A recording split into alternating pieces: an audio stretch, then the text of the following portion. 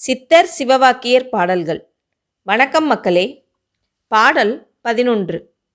அந்திமாலை உச்சி மூன்றும் ஆடுகின்ற தீர்த்தமும் சந்தி தர்ப்பணங்களும் தபங்களும் ஜெபங்களும் சிந்தைமேவு ஞானமும் தினம் ஜெபிக்கும் மந்திரம் எந்தை ராம ராம ராம ராம என்னும் நாமமே. காலை மதியம் மாலை ஆகிய நேரங்களில் செய்யப்படும் சந்தியாவந்தனமும் தீர்த்தம் ஆடுவதும் சந்திகளில் செய்யும் தர்ப்பணங்களும் தவம் ஜெபம் ஆகியவையும் சிந்தையில் வளரும் ஞானமும் தினம் ஜெபிக்கும் மந்திரமும் ஆகிய எல்லாவற்றிலும் நிறைந்திருப்பது ராம என்ற மந்திரமே. பாடல் 12.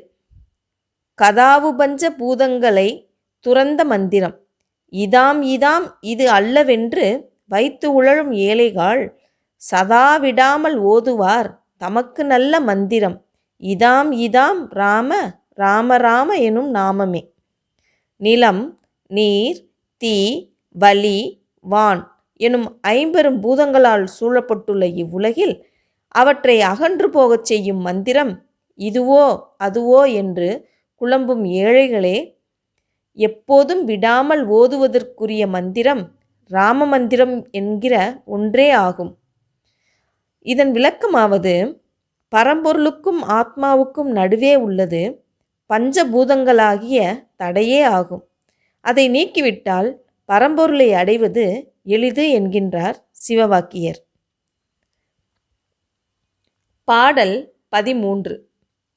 நாணதேது நீயதேது நடுவில் நின்றதேதடா கோணதேது குருவதேது கூறிடும் குலாமரே ஆனதேது அழிவதேது அப்புறத்தில் அப்புறம் ஈனதேது ராம ராம ராம என்ற நாமமே.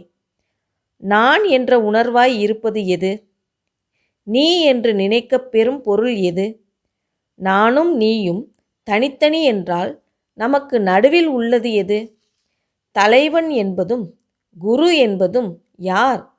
இவ்வாறு பகுத்து கூறும் கூட்டத்தினரே, தோற்றமும் அழிவும் யாது?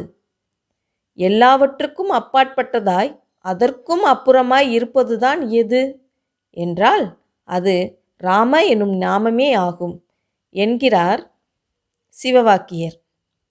பாடல் 14.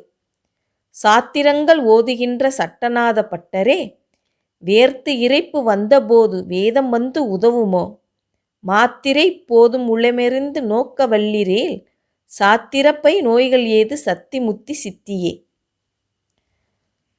பல சாத்திரங்களையும் ஓதுகின்ற சட்டநாதர் எனும் பட்டரே, உடல் வியர்த்து மூச்சு விட முடியாது இறைப்பு வந்து சாவின் தலைவாசலில் நிற்கும்போது வேதங்கள் வந்து உம்மை காப்பாற்றி உதவுமோ?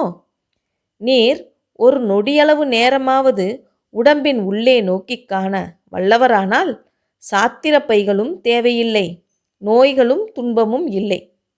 பராசக்தி அளிக்கும் முக்தி உங்களுக்கு தானாகவே சித்திக்கும் என்கிறார் சிவவாக்கியர். இதன் விளக்கமாவது, இதை உள்முகமாதல் என்பர்.